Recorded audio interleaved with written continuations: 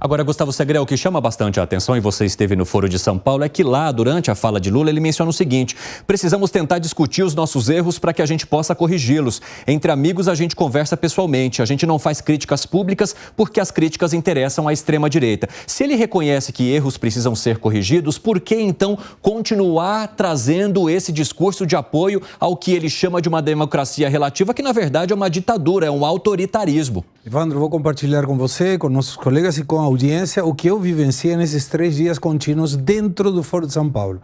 No primeiro discurso do Lula no Foro de São Paulo, ele mencionou que ele tinha seguridade absoluta que não iria ganhar o poder em 1985 através do voto democrático.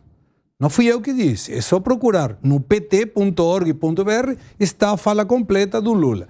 E nesse momento em particular, ele faz menção de que no segundo encontro, em 1992, em Salvador, o Chávez queria participar. E não foi permitido a participação do Chávez porque Chávez tinha tentado um golpe de Estado na Venezuela.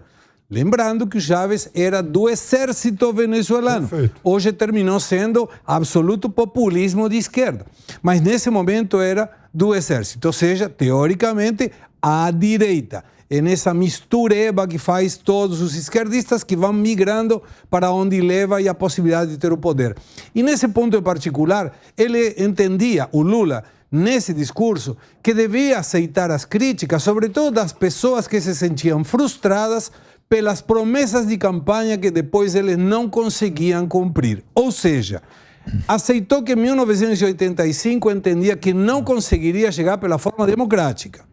Aceitou que as críticas deveriam ser feitas e bem aceitas, porque fazem propostas e promessas de campanha que depois não cumprem, mas tem que aceitar a desculpa ou a crítica do eleitor. E que não tinha aceito a participação da Venezuela em 92, porque Chávez, que é o predecessor do Maduro, tinha tentado um golpe de Estado. Ou seja, todo esse relacionamento é muito confuso. Ele não tem definido o seu discurso. Isso pode provocar problemas como está provocando hoje. Agora, vocês acreditam que de fato haja necessidade de manter um discurso desse por conta das relações internacionais, ou uma coisa não tem nada a ver com a outra? Porque muitas vezes a justificativa que vem dos governantes é: nós precisamos manter os laços com esses países independentemente da política que eles sigam.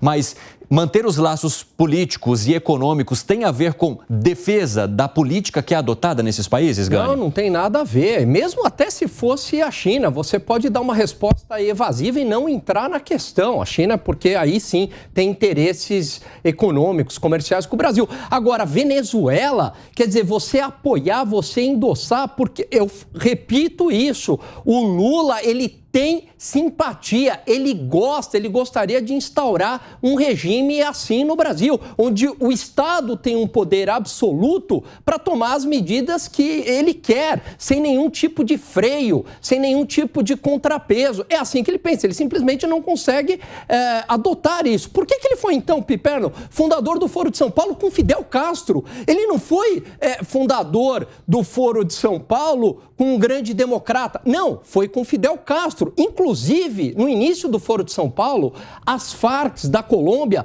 participavam das reuniões, um grupo narcoditador, né, com inclinações marxistas, participava das reuniões. Então, assim, ele realmente acredita neste modelo. Ele foi fundador do Foro de São Paulo. 5h26 da tarde, o pessoal da rádio vai para um rápido intervalo. Esperamos vocês daqui a pouquinho, porque o debate vai continuar fervendo por aqui. Nas outras plataformas, seguindo-nos. Fala, Segré, para a gente continuar. Concordo com Alan Gani o que ele falou, porque era a respiração do Foro de São Paulo era essa.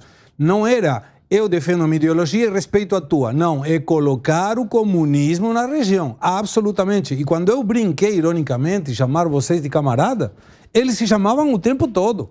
Camarada, companheiro. Começava qualquer um dos seminários e era: bom dia, camaradas. Boa tarde, camaradas. Sabe quando te dá um aperto no peito, dizendo: cara, esse é o projeto que estão querendo colocar aqui?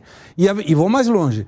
O Lula vai começar o Brasil a presidência pro tempore do Mercosul. Um dos projetos é trazer a Venezuela de novo no Mercosul. Então não sei qual é o acordo que tem o Brasil, Lula com Maduro, Venezuela, mas é muito mais forte do que a gente pode pensar. Piperno, só para a gente arrematar, embora Lula traga esse discurso, os brasileiros precisam temer algo em relação a isso, a uma aproximação de uma política que se assemelhe, por exemplo, a desses países?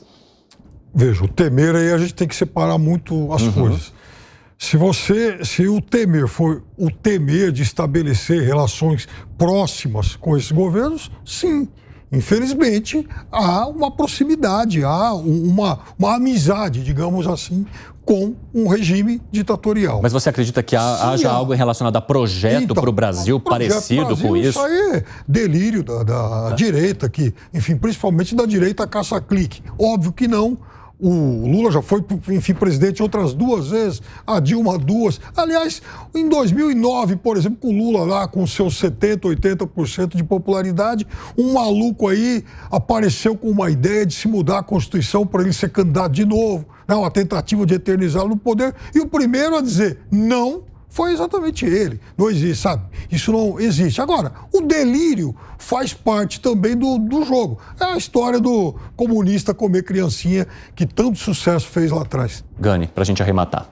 Não é delírio, não. Aliás, fecharam uma emissora na Venezuela porque queriam calar, porque essa emissora ela era incômoda. Ela trazia opiniões diferentes, visões diferentes, era incômoda ao governo.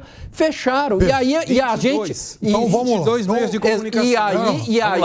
E aí você tem setores do Ministério Público contaminados por ideologias marxistas que utilizam da mesma estratégia. A gente flerta com esse tipo de coisa. Eu vou pedir para vocês não se estenderem, porque a gente tem mais assuntos para colocar no nosso debate aqui. Fala, Piperno. Então, mais uma vez, queria dizer para a nossa audiência o seguinte: quem tem história aqui no Brasil de golpes, de tortura, de regime ditatorial, não é a esquerda e não é o Lula, é a direita. Quem já fez isso mais de uma vez aqui no Brasil foi a direita. Getúlio Vargas era o quê? Não precisa ser de direita ou de esquerda. Se está no governo e quer migrar para um comunismo, não precisa de golpe de Estado. Isso. Cuidado que tem uma pesquisa da UOL, que você lê, 52% dos brasileiros têm medo. Olha o delírio, olha o acho delírio delírio coletivo nenhum, faz, quer dizer...